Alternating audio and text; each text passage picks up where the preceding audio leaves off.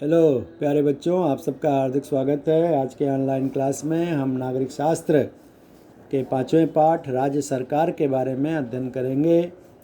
राज्य सरकार और एक सरकार होती है केंद्र सरकार।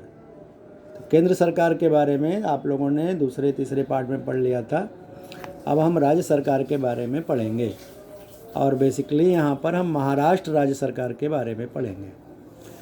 तो हमारे यहाँ पूरे देश को चलाने के लिए दो तरह की व्यवस्था है। एक है राष्ट्रीय स्तर पर केंद्र सरकार और दूसरी है राज्य स्तर पर राज्य सरकार।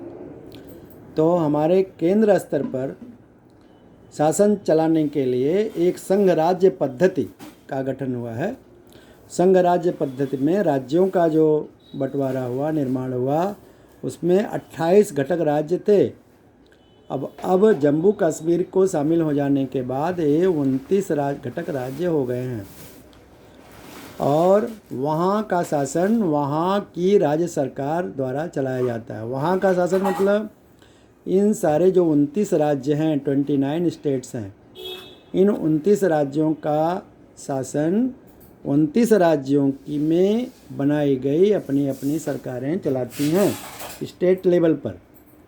तो तुम्हें समझो कि एक राज्य सरकार होती है, एक केंद्र सरकार होती है। केंद्र सरकार राष्ट्रीय स्तर पर काम करती है, राज्य सरकार राज्य के स्तर पर काम करती है। यहाँ 29 राज्य हैं तो 29 राज्य सरकारें होंगी। तो 29 राज्य सरकारें बनाने के पीछे क्या मतलब था, उसकी पृष्ठभूमि तुम्हें यहाँ दिखाई दे रही है।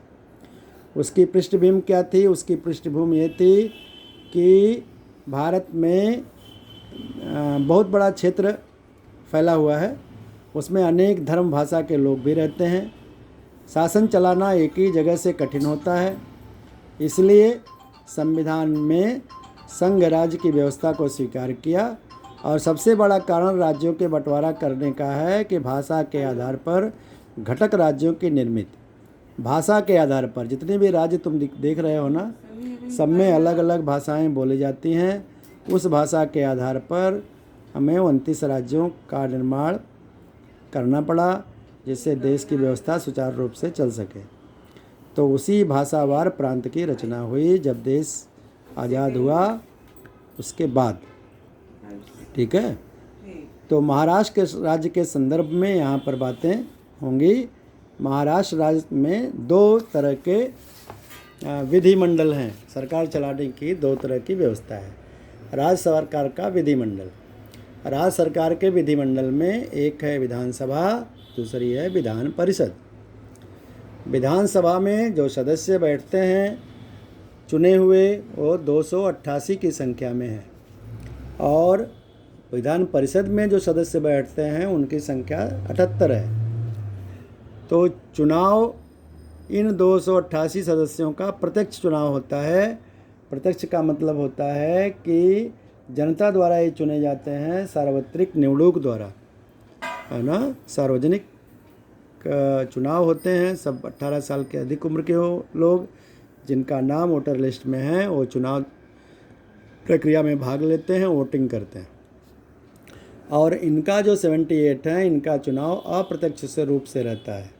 अप्रत्यक्ष रूप से चुनाव होने का मतलब कि ये लोग सीधे जनता के सामने आकर के इलेक्ट नहीं होते, जनता इसे नहीं चुनती, बल्कि इसमें जो सदस्य शामिल हैं वो राज्यपाल कुछ सदस्यों का चुनाव करता है। जैसे कला के क्षेत्र में, साहित्य के क्षेत्र में, विज्ञान के क्षेत्र में, समाज सेवा के क्षेत्रों में जो लोग अधिक जानकारी रखते हैं और अच्छा काम किए हैं, ऐसे लोगों को विधान परिषद में राज्यपाल भेजते हैं। और इसके अलावा अन्य प्रतिनिधि जो हैं विधानसभा से होते हैं, कुछ स्थानीय शासन संस्था से होते हैं, कुछ शिक्षक निर्वाचन क्षेत्र के होते हैं, कुछ स्नातक निर्वाचन क्षेत्र से चुने जाते हैं। ठीक है। तो इनका चुनाव जो है इसीलिए कहा जाता है कि अप्रत्यक्ष रूप से होता है।